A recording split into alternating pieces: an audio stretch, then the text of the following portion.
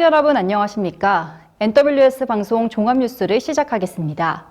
아나운서 조은준입니다. 오늘의 주요 뉴스입니다.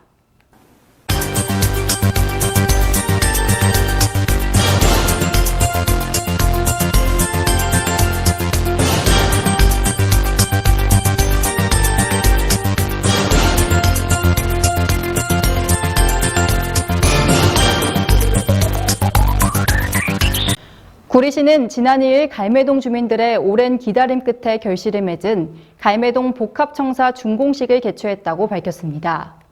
청사 내에는 중앙경로당, 행정복지센터, 도서관 등 다양한 공공시설이 운영되어 주민들이 넓은 공간에서 행정, 문화, 복지 서비스 혜택을 보다 편리하게 받을 수 있습니다. 백경현 구리시장은 기념사를 통해 갈매동 복합청사는 삶의 질을 높이고 지역 발전을 선도하는 공간으로 주민들이 더 즐겁고 더 행복하며 더 가치 있는 삶을 영위할 것으로 기대한다고 강조했습니다. 심덕석 고창군수가 지난 2일 고창 방문회를 맞아 고창군 농촌 관광 활성화 방안을 모색하기 위해 고양 국제 꽃 박람회를 참관했습니다. 고창군은 재단 측에서 제공하는 브리핑과 현장 안내를 통해 관광 인프라 구축과 지역경제 활성화 모델을 고민하는 시간을 가졌습니다. 고창군 관계자는 꽃 박람회를 계기로 농촌 관광 활성화를 생각해보는 좋은 기회가 됐다며 고창 방문회가 성공적으로 추진될 수 있도록 차별화된 콘텐츠를 개발하여 지속적으로 관광 사업이 발전할 수 있도록 최선을 다하겠다고 밝혔습니다. 구리시는 올해 범죄 취약 지역 28개소에 방범용 CCTV 82대를 신규 설치하고 노후로 인해 객책 식별이 어려운 CCTV 카메라 146대를 교체한다고 밝혔습니다.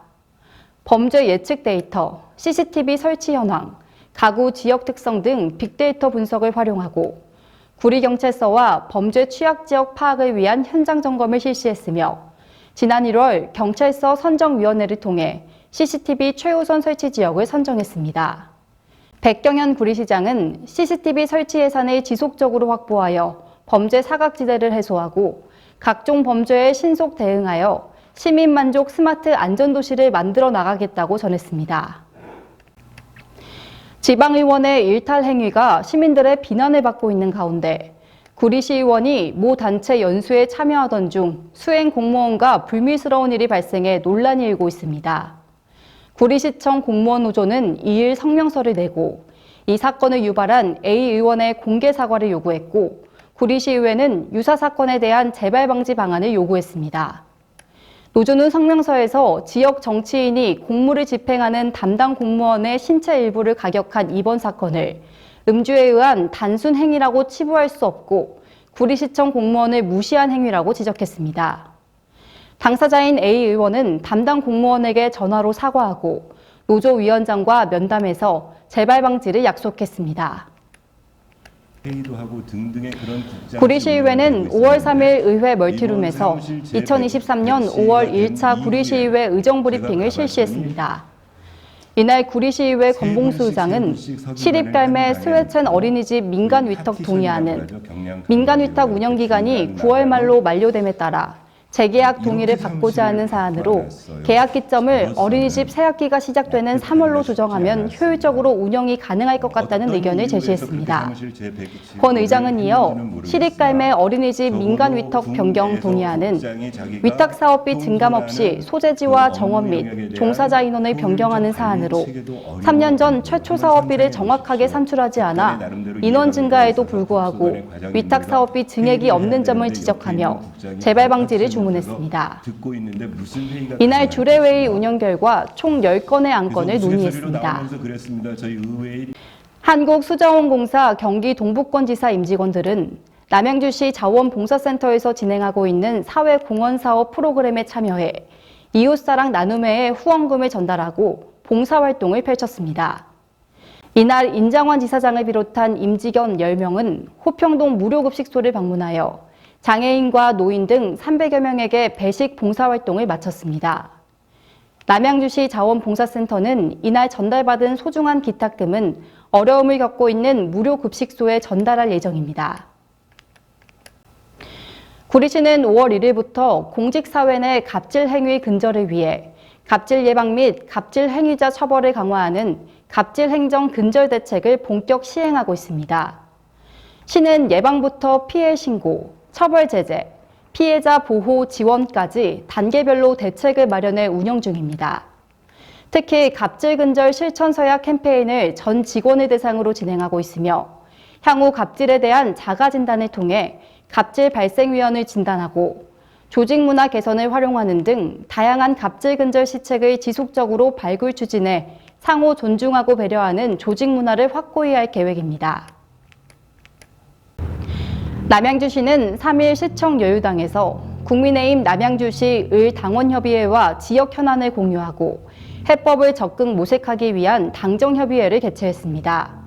시는 각종 현안에 대해 주민 의견을 충분히 수렴하고 불편사항이 발생하지 않도록 대책 마련에 힘쓰겠다는 뜻을 밝혔으며 제도 개선 및 중앙정부 차원에서의 지원이 필요한 부분에 대해선 당정이 힘을 합쳐 적극 건의하기로 했습니다.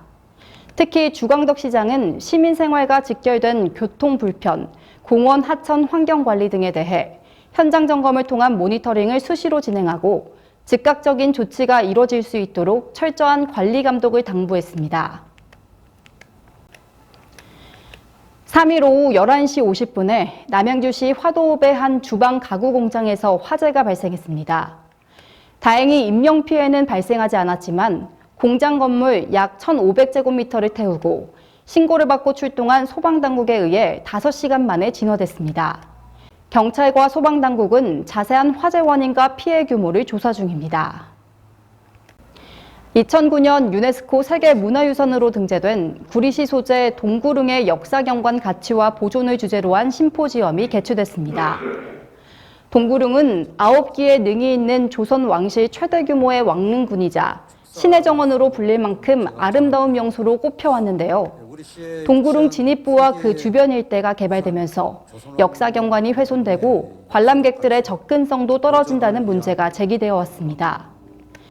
이러한 문제의식 속에서 윤호중 의원은 동구릉의 복원 정비 사업을 추진하기 위해 2019년 20대 국회에서 관련 예산 5억 원을 확보해 문화재청에 연구 용역을 의뢰했고 문화재청은 지난 2020년 완료했습니다. 윤호중 의원은 정부가 유네스코의 권고사항을 충실히 이행하고 복원 정비 작업에 적극 나설 때 세계인들이 와서 감탄하고 제대로 느낄 수 있는 동구릉으로 거듭날 것이라고 말했습니다. NWS 방송 종합뉴스를 마칩니다. 시청해주신 여러분 고맙습니다.